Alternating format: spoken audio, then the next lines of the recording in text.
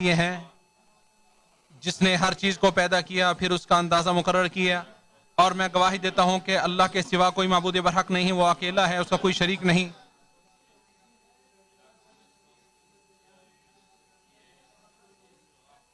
جس نے ہر چیز کی تقدیر کو مقرر کیا، اور میں گواہی دیتا ہوں کہ ہمارے نبی محمد صلی اللہ علیہ وسلم اس کے بندے اور رسول ہیں، جن کی رسالت کے ذریعے سے زمین منور ہو گئی۔ درود و سلام نازل ہوں آپ صلی اللہ علیہ وسلم پر اور آپ کی آل پر اور آپ کے نیک وکار صحابہ کرام پر۔ اللہ کے بندوں، میں اپنے آپ کو اور آپ سب کو اللہ تعالیٰ سے ڈرنے کی وصیت کرتا ہوں۔ یہی اللہ رب العزت کی وصیت تھی پہلے لوگوں کو اور بعد میں آنے والے لوگوں کو۔ ارشاد باری تعالیٰ ہے، اے ایمان والو، اللہ تعالیٰ سے ڈرو جیسے اسے ڈرنے کا حق ہے، اور نہ مرو مگر اس حال میں کہ تم مسلمان ہو۔ حمد و صلات کے بعد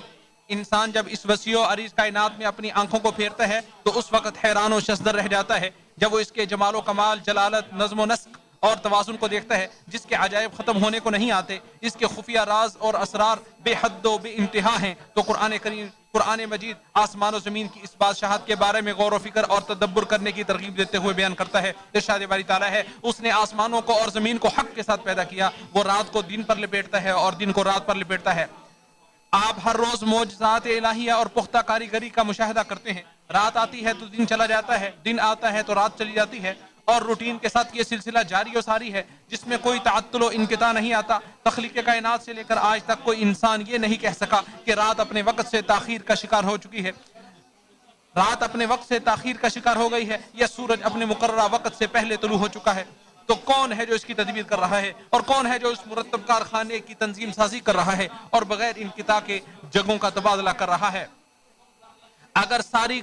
اگر ساری خلقت مل کر بھی رات کو دن کی جگہ اور دن کو رات کی جگہ لانا چاہے تو نہیں لا سکتی، جیسا کہ ارشاد باری تعالیٰ ہے،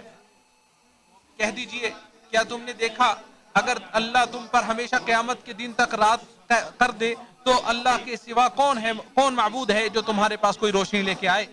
تو کیا تم نہیں سنتے؟ اور کہہ دیجئے کیا تم نے نہیں دیکھا اگر اللہ تم پر ہمیشہ قیامت کے دن تک دن کر دے تو اللہ کے سوا کون معبود ہے جو تمہارے پاس کوئی رات لے کر آئے جس میں تم آرام کر سکو؟ تو کیا تم نہیں دیکھتے؟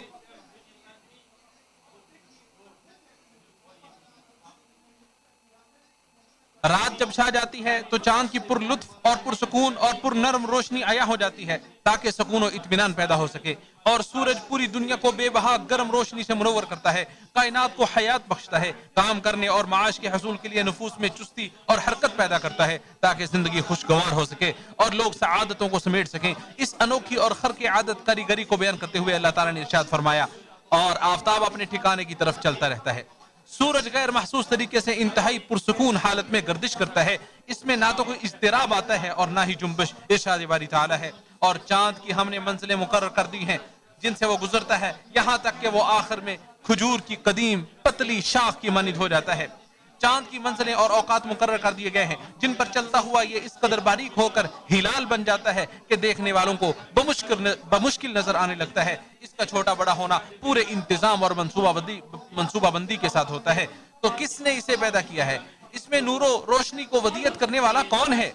اس کے راستوں اور مدار کو متعین کرنے والا کون ہے؟ صبح و شام ان کے معاملے کی تدبیر کرنے والا کون ہے؟ کس قدر وہ عظیم ذات ہے جو پاک ہے۔ ارشاد باری تعالیٰ ہے، یہ اس اللہ کی کاریگری ہے جس نے ہر چیز کو مضبوط بنایا۔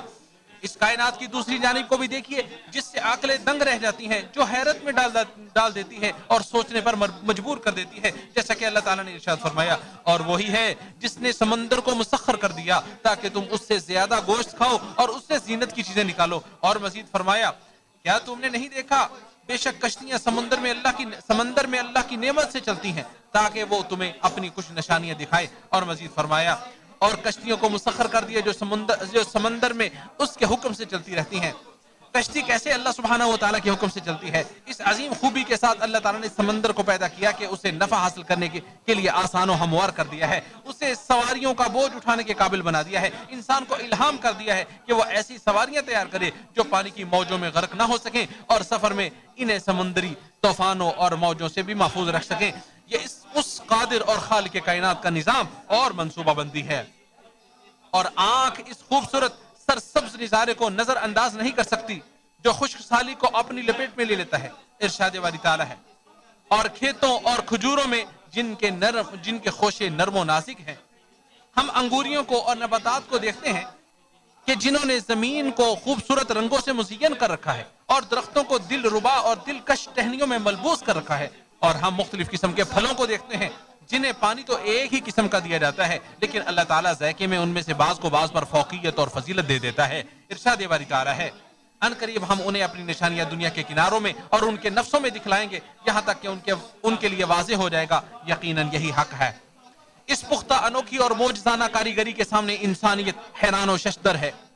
ریسرچ سینٹر سرچ کرتے رہتے ہیں اور آئے روز ہمارے لیے اس کائنات کے عجوبے، عجائب و غرائب ہمیں آشنا کرواتے رہتے ہیں۔ انسان کے بنائے گئے روبوٹ جو فضا میں گردش کرتے ہیں اور اس کی حقیقت کو حاصل کرنے کی کوشش کرتے ہیں اور غوطہ خور سمندروں کی گہرائیوں میں غوطہ زن ہوتے ہیں، تو آپ تعجب خیز اشیاء سے متعارف ہوتے ہیں، اور اللہ سبحانہ و تعالیٰ مسلسل لوگوں کے لیے کائنات کے اسرار و نشانیوں میں سے کچھ نہ کچھ دکھاتا رہتا ہے، اور ہر دور میں، ہر امت میں اور ہر جگہ وہ اپنی خوبصورت کاریگری عیاں کرتا رہتا ہے تاکہ حجت قائم ہو سکے اور قیامت کے قائم ہونے تک صراط مستقیم نمایاں رہے۔ اور زمین کی عظیم تخلیق کو تو ہر وہ شخص دیکھتا ہے جو اس پر چلتا اور سکونت اختیار کرتا ہے کہ کتنی وہ نرم، سازگار، وسیع اور مستقر ہے، جس پر نہریں، چشمے، بلند و بالا اور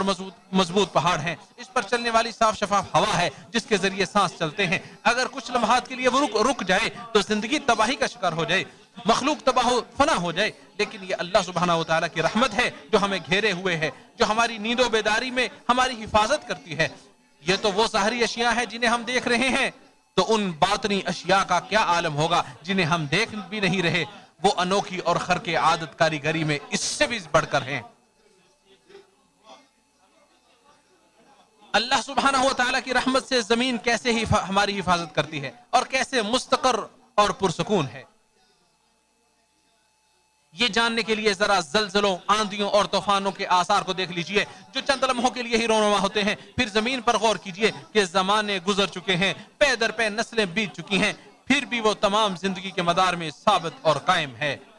کس ذات نے اسے جھکنے اور مائل ہونے سے بچا کر گاڑ رکھا ہے اور اسے قائم رکھا ہوا ہے، اور کس نے اسے ثابت رکھا ہوا ہے کہ یہ مضطرب اور حرکت میں نہیں آتی۔ کائنات میں یہ زلزلے، آندھیاں اور طوفان اللہ تعالیٰ کی جاری سنتوں کے نظام کے تحت جاری ہوتے ہیں، جن میں نہ تو کوئی حکمت، جس میں کوئی نہ کوئی ضرور حکمت ہوتی ہے، جن کی حقیقت ہمیں معلوم نہیں ہوتی۔ یہ جہانوں کے پالنہار کی رحمت ہوتی ہے، اگرچہ بظاہر مخلوق کو کچھ اور ہی محسوس ہو رہا ہو، اور کبھی اس کے کچھ اسباب، اسرار سائنس کے ذریعے بھی معلوم ہو جاتے ہیں، اور سائنس جہاں تک بھی پہنچ جائے پھر بھی وہ قاصر ہے، اور جس قدر بھی ترقی کر جائے آخر یہ مخلوق نہ تواں اور کمزور ہے، جیسا کہ ارشاد باری تعالیٰ ہے، اور تمہیں بہت ہی کم علم دیا گیا ہے۔ اور اللہ سبحانہ و تعالیٰ نے دوسری جگہ ارشاد فرمایا، اور کہہ دیجئے اے میرے پروردگار مجھے علم میں زیادہ کر دے۔ کسی خاص قوم پر خاص وقت میں ان حوادث کے نازل ہونے پر یہ کہنا کہ یہ ان پر عذاب اور سزا کے طور پر آئیں، یہ تخمینے اور اٹکل ہیں اور شریعت پر زبان درازی ہے، کیونکہ ممکن ہے کہ یہ آزمائش ان کے گناہوں کی پاکی، صفائی ستھرائی اور انتخاب و تقریب میں سے کسی ایک کا ذریعہ بن جائے، اور یہ بھی ممکن ہے کہ یہ سب ہی چیزیں اس آزمائش میں مقصود ہوں۔ آزمائش کی کئی اقسام اور احوال ہوتے ہیں، بس اوقات کچھ لوگوں کو ان گزشتہ مصائب سے بھی سخت سامنا کرنا پڑتا ہے، ان گزشتہ مصائب سے بھی سخت مصائب کا سامنا کرنا پڑتا ہے، مثلا امن و امان کا تباہ ہو جانا، جنگوں اور لڑائیوں کی وجہ سے گولیوں کے بلند آوازوں کا سنائی دینا، ظلم و ستم کا عام ہو جانا، قتل و غارت، بیماریوں اور وباؤں کا بڑھ جانا وغیرہ وغیرہ۔ بلا شبہ یہ حوادث بڑے مصائب میں سے ہیں جن پر یہ نازل ہوتے ہیں، ان کے لیے تو آزمائش اور ابتلا ہوتے ہیں، اور ان کے علاوہ دیگر مسلمانوں کے لیے بھی وہ کسی آزمائش اور امتحان سے کم نہیں ہوتے، جو خوشحال و آزادانہ زندگی تو بسر کر رہے ہوتے ہیں اور ان کے ہاتھ ان کی گردنوں کے ساتھ بندھے ہوتے ہیں، ان کے پاس مال و دولت کی فراوانی ہے لیکن خرچ نہیں کرتے، نیز مسلمانوں کے درمیان رحمت کی مقدار کے لحاظ سے بھی یہ آزمائش ہوتی ہے، اور نفوس میں اخوت و بھائی چارہ کس قدر ہے اس لحاظ سے بھی یہ دوسرے مسلمانوں کے لیے آزمائش ہوتی ہے۔ یہ المناک غم اور گہری مصیبتیں جو مادی نقصانات سے بڑھ کر نفسانی آثار و نشانات اور جسمانی بیماریوں تک جا پہنچتی ہیں، جب ہم بکھرے جسموں، تباہ شدہ گھروں، مشقت زدہ تھکے ماندے جسموں، بے سہارا و لاوارث بچوں اور خاندانوں کو دیکھتے ہیں، اور ساتھ میں کچھ ایسے لوگ بھی جنہیں اپنے قریبی عزیز والد یا بیٹے کی موت کا بھی سامنا کرنا پڑتا ہے، یا آپ اسے تنے تنہا دیکھتے ہیں جو اپنے خاندان کے ختم ہونے کا شکوہ اپنے پروردگار سے کر رہے ہوتے ہیں، مزید بنا کے یہ خطرناک بیماریاں اور وبائیں بھی ان پر منڈلا رہی ہوتی ہیں، تو ایسے وقت میں کوئی فرار نہیں، اور ان جیسے حالات میں اور کوئی شے مقدم نہیں۔ اس وقت یہی لازم ہے کہ ان کی مدد کی جائے، مال خرچ کیا جائے، تعاون کیا جائے، ان کا ہاتھ بٹایا جائے، تھوڑے یا زیادہ ہر ممکن بھائی چارے اور ہمدردی کی فضا قائم کی جائے، ان تمام لوگوں کے زخموں پر مرہم رکھی جائے جو تکلیفوں سے کراہ رہے ہیں، ان نفوس کو اطمینان و تسلی دی جائے جو بوجھل زخموں سے چور خوف و ہراس میں مبتلا ہیں، ہمتوں کو بلند کرنا، حساسیتوں، باطنی اور اشیاء کو تیز کرنا، ایسی اچھی باتیں کرنا جو زخموں پر مرہم کا کام دیں اور حزن و ملال کو ختم کر دیں، باہمی رحمت دیری اور تعاون اور ایک دوسرے کے دست و بازو بننے پر مبنی ایسی باتیں کرنا جن کی ہمیں اسلام تعلیم دیتا ہے۔ ہر زندہ نے آخر مرنا ہے، لیکن مملکت سعودی عرب کی قیادت نے نصرت و مدد اور خرچ کرنے میں ایسی مثال اور نمونہ پیش کیا ہے جو قابل تقلید ہے۔ انہوں نے رسمی چینل کھولے، سمندری خشکی اور فضائی راستوں سے قافلے روانہ کیے، اور خرچ کرنے والوں کے لیے والے لوگوں نے ان کا ساتھ دیا، خرچ کرنے والے لوگوں نے سخاوت اور فراخ دلی سے کام لیا، اور ساتھ میں وہ شرعی نصوص کو بھی مت بھولیے جو اس بات پر زور دیتی ہیں کہ اللہ تعالیٰ خرچ کرنے والوں کو کیسے محفوظ رکھتا ہے، مصیبت زدہ لوگوں سے مصائب دور کرنے والوں اور لوگوں کی حاجتیں پوری کرنے والوں کی اللہ مصیبتیں اور پریشانیاں کیسے دور کرتا ہے۔ ہر زندہ نے آخر مرنا ہے، لیکن جو شخص کسی آزمائش سے دوچار ہوا کہ اسے کئی مصیبتوں نے آن لیا، اس نے صبر سے کام لیا، ثواب کی امید رکھی، اس کا اجر عظیم اجر ہوگا، اس کی جزا بہت زیادہ ہوگی، اللہ تعالیٰ کی رحمت اسے اپنے تحویل میں لے لیتی ہے، نیز اس کے لیے قادر و غلبے والے بادشاہ کے ہاں بلند درجات میں اعلیٰ مقام ہے، اس کے رخساروں پر ٹپکنے والے آنسو قبر میں اس کے لیے روشنی کا باعث ہوں گے، کسی عزیز و قریبی کی وفات کی وجہ سے اس کے پہلوؤں سے نکلنے والا حزن و ملال کا بدلہ اسے ہمیشہ کی جنت میں خوشی، فرحت اور شادمانی کی شکل میں ملے گا، اور جس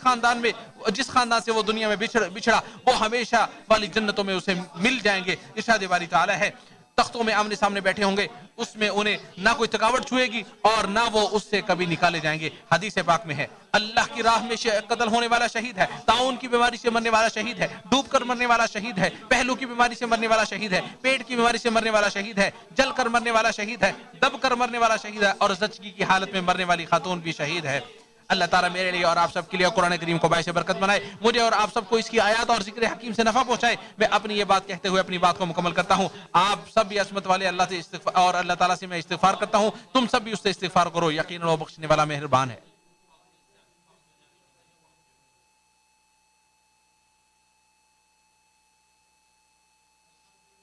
تمام تعریفیں اللہ تعالیٰ کے لیے ہیں،